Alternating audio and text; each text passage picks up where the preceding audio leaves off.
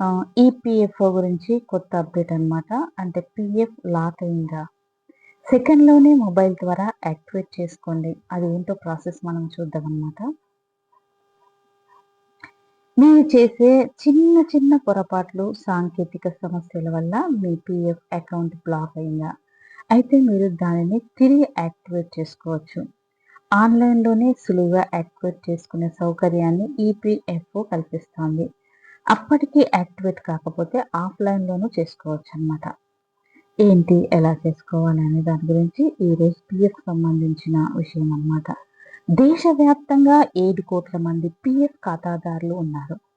అయితే కొన్నిసార్లు చిన్న పొరపాటు వల్ల పీఎఫ్ అకౌంట్ లాక్ కావడం లేదా సిస్టమ్ ఆటోమేటిక్‌గా బ్లాక్ చేయడం లాంటివి చోటు చేసుకుంటాయి.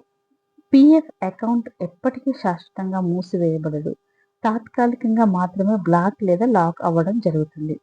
ఇలాంటి సమయంలో మీరు ఇంటి వద్ద నుంచి ఆన్‌లైన్ ద్వారా పీఎఫ్ ఖాతాను తిరిగి యాక్టివేట్ చేసుకునేవచ్చు. అది ఎలా అనేది మనం ఈరోజు చూద్దామనమాట. మీరు మీ పీఎఫ్ అకౌంట్‌లోకి లాగిన్ అవ్వడానికి ప్రయత్నించినప్పుడు లాక్ లేదా బ్లాక్ అయినట్లు కనిపిస్తుంది. ఇటీవల చాలామంది ఇలాంటి సాంకేతిక సమస్యను ఎదుర్కొంటున్నారు. ఇలాంటప్పుడు మీరు ఆందోళన చెందకుండా పీఎఫ్ అకౌంట్‌లోకి నగదు ఎక్కడికి పోవు. మీ డబ్బు పీఎఫ్ అకౌంట్‌లో సురక్షితంగా ఉంటుంది. ఇటీవల ఈపీఎఫ్ఓ భద్రత, ఆధార్ ధృవీకరణ నిబంధనలను కఠినతరం చేసింది.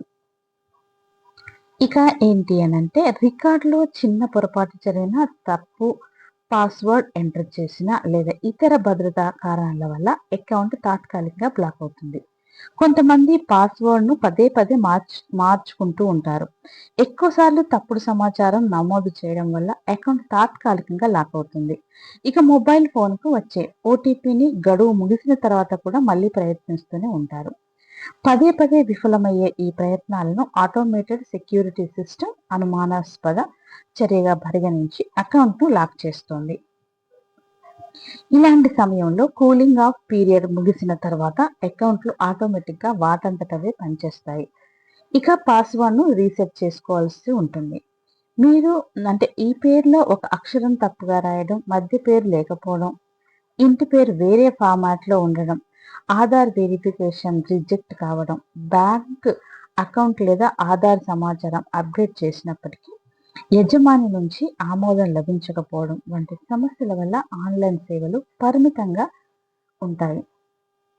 ఇక పాస్వర్డ్ రీసెట్ చేసుకోవడం, ఆధార్‌తో అనుసంధానించబడ్డ మొబైల్ నంబర్‌ను యాక్టివేట్ ఉంచుకోవడం వల్ల తిరిగి యాక్టివేట్ చేసుకోవచ్చు.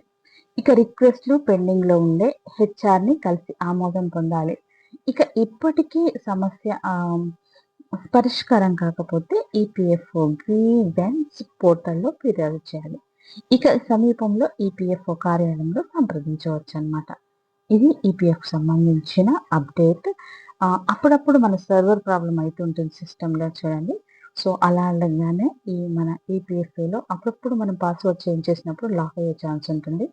దాన్ని దృష్టిలో పెట్టుకొని మీరేం కంగారు పడకుండా, అంటే ఎప్పుడైనా ఇది బ్లాక్ అయినా కానీ మన డబ్బులైతే ఎక్కడికి పోవండి. అప్పుడప్పుడు మనం తీసుకోవచ్చు. దాని గురించి అసలు ప్రాబ్లమే లేదు. మీరు ఇలాంటి వీడియోలు అప్పుడప్పుడు పెడుతూ ఉంటాను. ఈపీఎఫ్ ఎలా అప్డేట్ వస్తే అలా మీకు అందిస్తూ ఉంటాను. ఈరోజు ఈపీఎఫ్ఓకి సంబంధించిన వీడియో. Thank you.